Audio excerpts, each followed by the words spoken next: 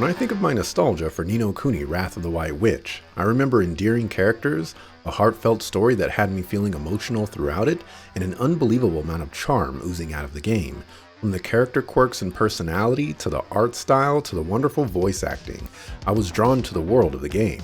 And after rewatching my playthrough, I've decided to place it behind Deus Ex: Mankind Divided. Here's why. I admit, I had something working against me for this rewatch, and it was boredom. I watched my playthrough only a few weeks after watching another streamer play it, so there was some magic lost by having the game's moments being fresher. Still, there was definitely one undeniable fact about the game, and it was that I was having the time of my life playing it. So much so that I grinded for literal hours without a care in the world. I did this because it was my second playthrough of the game and I had specific goals set for myself, such as catching cool familiars for my team. This became a large issue for me as a viewer, having to trudge through all the grinding with no indication if I was ever going to be done anytime soon. It's like 2017 Axelrod has a vendetta or something. But even with all that working against me in the present, I couldn't deny that I would have never grinded that much if I didn't enjoy it. Despite it being my second time playing the game, I was invested in the game's mechanics. I wanted to see the evolutions of familiars and explore their strengths and weaknesses.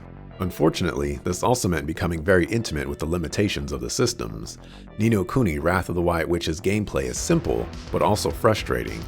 I went out of my way to grind not only to benefit my familiars, but in hope that my party members were at least moderately useful.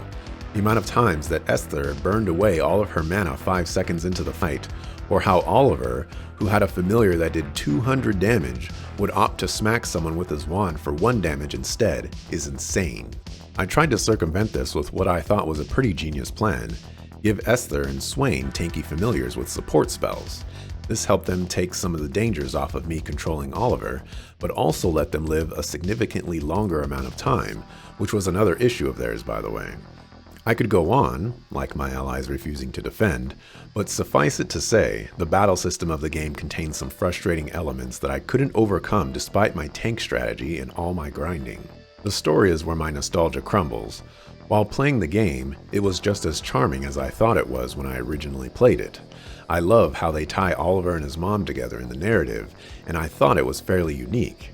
Characters like Drippy and basically just Drippy were amazing to hear and talk, and the lead up to Shadar felt pretty epic. But as a viewer, that magic was absolutely dead.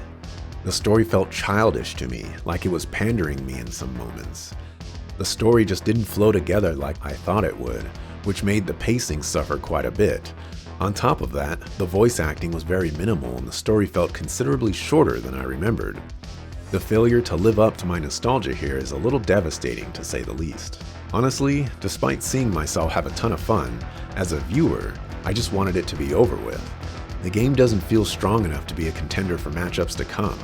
The story wasn't as prominent as I thought it would be, the gameplay contained too many glaring flaws, and I just couldn't find myself staying engaged as a viewer. Based on memory, I ranked Ni no Kuni Wrath of the White Witch 19 out of 117, and I don't feel that is an accurate placement. I grinded a lot in the game, which is a powerful indicator of how much fun I was having, and yet, is that more powerful than being a completionist in Deus Ex: Mankind Divided? Not this time. Between the gameplay falling short and the story being a miss for me, I'm going to ultimately say that for the experiences I've had playing and watching both games, Deus Ex: Mankind Divided was the better game.